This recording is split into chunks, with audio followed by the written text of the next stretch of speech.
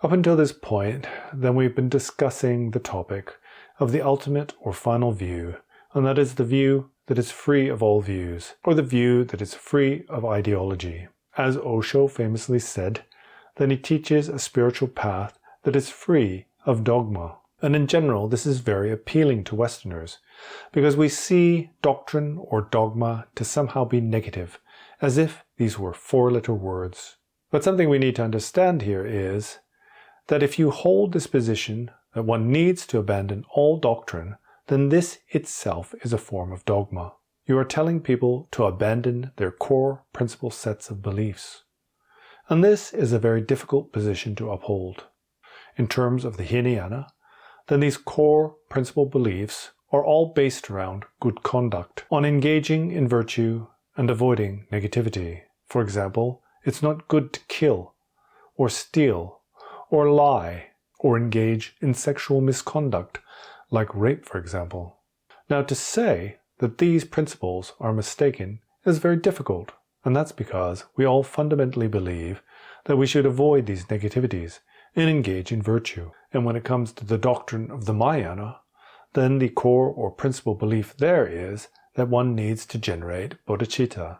And to remind you, then bodhicitta is this love and compassion that embraces all beings throughout the limitless universe. So again, we can see that this is not something that we need to abandon. And so to say all beliefs or doctrines should be abandoned means that we should also abandon these teachings on bodhicitta, or loving kindness and compassion. When it comes to the Vajrayana, it's a bit difficult for us, because to start off with, we don't understand the meaning of this view. For example, it teaches that there is no good or bad.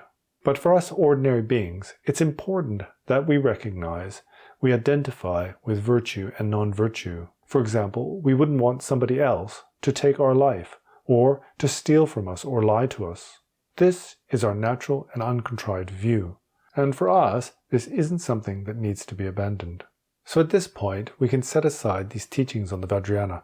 We don't understand what they mean, and what's more, it's not our natural view.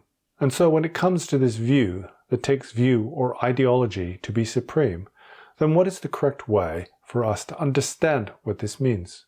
And as I've mentioned previously in other videos, then when it comes to the transmission of the Buddha Dharma, then there are two branches, that of the scriptures and that of realization. And so you can say that these are two branches of the Buddha Dharma, and likewise two branches of the view of the Buddha Dharma. So in terms of scripture, then this applies to the theory of the Buddha Dharma, and in terms of realization, then that is the realization that abides in the minds of noble beings. So this is the uncontrived and natural view of someone who has become liberated from samsara. It's the ultimate goal of our spiritual investigation, and this realization itself is no different than the realization of a Buddha. Now, whereas that which is taught in the texts or in the scriptures is not synonymous with the realization that abides in the mind of a realized being, it does, however, represent the methods that allow us to come to our own personal realization. And that's because the scriptures themselves are the only means that we have to connect with the realization of the masters of the past. And that's because, like the Buddha, then they no longer reside in our world. Now it's easy for us to understand how words are merely conventionalities. They're only relative or provisional truth. But without these words, then we have no way of coming to understand the ultimate. And so, in order for us to understand the context of the teachings of the Buddha, then we need analogies and metaphors, and ultimately, then we need to be taught by somebody who has this realization in their own mind. And even if they don't possess realization, then at least they should have either experience or understanding of the meaning of those words. And when it comes to understanding, then that can also mean that they have recognized the truth of reality, what we call the true light nature of mind.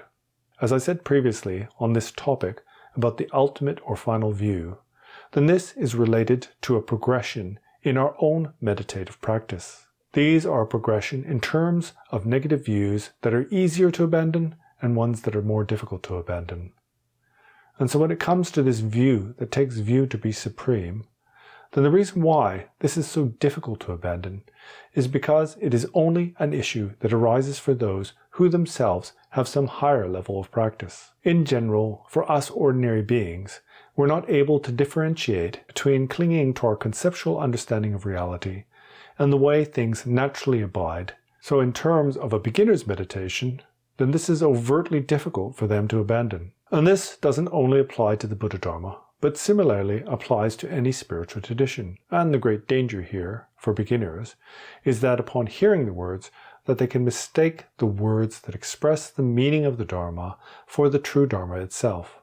For example, I could tell you everything is empty, and having heard those words, then you sit on your cushion and meditate on this conceptual understanding of emptiness.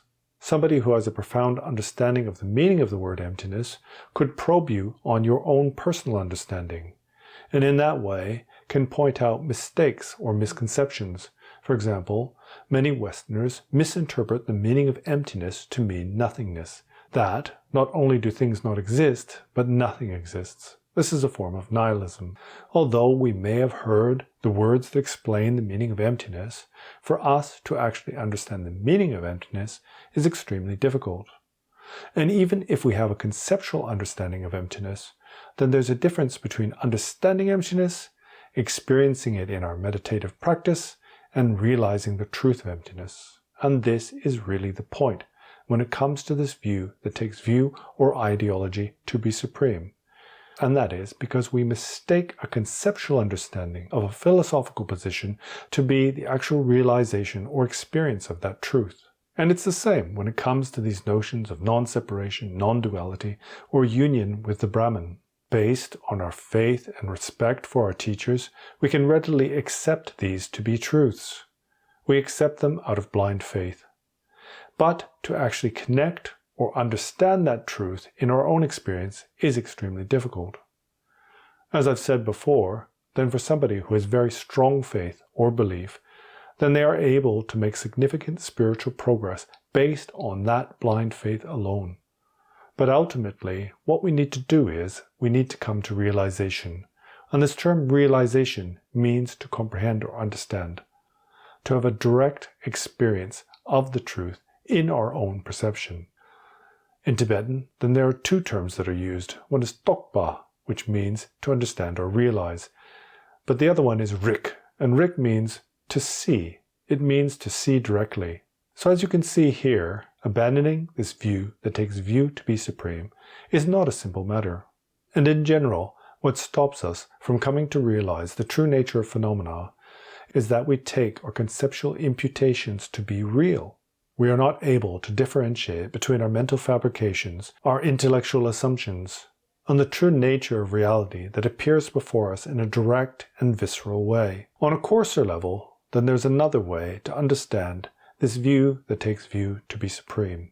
And that is in terms of clinging to one's own doctrine as being superior to others, and not only having prejudice for one's own doctrine, but also clinging to that doctrine itself as being the final goal of our spiritual path. Ultimately, one cannot say that the love of Jesus is something different from the Dharmakaya, that is the ultimate truth as is taught in the Buddha Dharma. This highly depends on the individual. It depends on the individual's understanding, experience, and realization. It is possible for an individual to mistakenly identify an experience in their field of perception to be that ultimate goal of their practice. And similarly, it doesn't make any difference which terms or words you use to define that experience.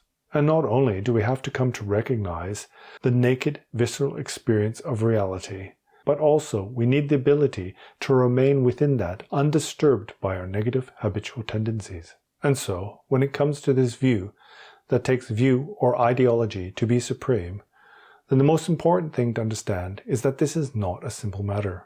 Someone who is able to abandon this mistaken view has a very high level of practice, and it is not a simple matter of merely saying that one needs to abandon all doctrine and dogma. As I said in the beginning of this video, then this wish to abandon doctrine and dogma itself is a dogmatic position. It's an ideology. In order for us to go beyond ideology, we also need to go beyond conceptual thinking. We have to be able to reside in the naturally present non-dual wisdom that is the true nature of phenomena. And this is not in any way a simple thing to do, and that's because, whether it's in our daily lives or in our meditation practice, our minds are being continually influenced by our negative habituation, our tendencies to look for significance in our experience, and also to classify and discriminate. Someone who has gone beyond views is someone who no longer has discrimination. And because they do not have discrimination, then they also have the realization of the view of the Vajrayana. And as I said earlier, then part of this Vajrayana view is understanding the meaning that there is no good or bad. And it's quite obvious that for us, we do have experiences of good and bad. We have preferences, discriminations, and identifications. And it's not something that we can just convince ourselves don't exist. Fundamentally, then your meditation has to progress in an honest and natural manner. And in order for that to happen, then you have to identify for yourself what your natural view is. So there's no point in trying to convince yourself that you understand this extremely high view, this view that is beyond views. And likewise, it isn't helpful to oversimplify this to mean that you just need to throw away all the old books from all the different religions, burn the Bible, burn the Quran, get rid of the Buddhist teachings, because it's all doctrine, and after all doctrine is mistaken. Doctrine is essential. Like I said, we need the transmission of the scriptures, and we need the transmission of realization. In the best case scenario, then we need to find a teacher who is learned and experienced in the meaning that exists within those texts. And based on that, then they're able to guide us to come to understand the truth of that for ourselves. But it is not the case that we can merely abandon the scriptures and go straight to the source. Being ordinary individuals, we are like blind men wandering in an empty plain. We ourselves are sightless and have no idea what direction to proceed in, and so we need to find a guide. And even if we can't find a teacher, then we have to rely on what's written in the texts of old. If, as beginners, out of arrogance, we think we can do without the ancient scriptures, without the teachings of the masters of old, then it's like traveling to a foreign land without a map, or like abandoning the boat before we reach the other shore. Ultimately, for someone with a very high level of practice, then they do need to abandon any conceptual clinging to view and ideology. And we have to be very careful not to confuse our conceptual understanding with the true nature of reality, that which appears before us in every moment, but that we do not understand. In order to reach our goal, then we need to make progress. If it was the case that everyone was already enlightened and there was no path to travel, there would be nothing to change. But it's quite clear that for us, things are not satisfactory. This is just another example of how we see a view to be supreme. We hear that there is no separation, that everyone is already Buddha, there is no path to travel, but at the same time we experience negativity and challenges in our lives. This comes from being dishonest and also clinging to the view itself as being supreme, clinging to a mere conceptual understanding of the words that are taught by our teachers and seeing that mere understanding of the words to be the same as realization. What we need to do is we need to gain realization. And, in the mind of an enlightened being, there is no differentiation between good and bad. There is no path to tread, and no separation between self and God. As I've said many times before, the most important thing for us to do is to be honest with ourselves, to understand where we are in the cosmic scheme of things. And by understanding where we are in the cosmic scheme, then it is possible for us to make progress. If you think you're in New York City and you wish to travel west, but in actuality you're in Los Angeles, then you're only going to end up in the ocean. Ultimately, as it is taught, then there is no path to travel and there is no work to do. The problem is, we accept this from the position of wishful thinking and laziness. We dread the path in front of us. We long for the results without having to invest ourselves in the causes. The causes being the dedication to virtue and avoidance of non-virtue.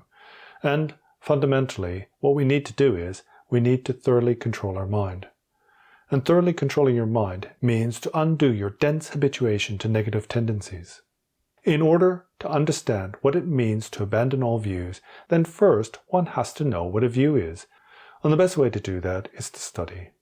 At least, one should be able to identify the fundamental differences between the various different spiritual traditions. In order to do this, then you need to look at those traditions. These are just a few thoughts that I wanted to share on this extremely profound and difficult topic. I hope it has been of some use to you, and until next time, then see you later.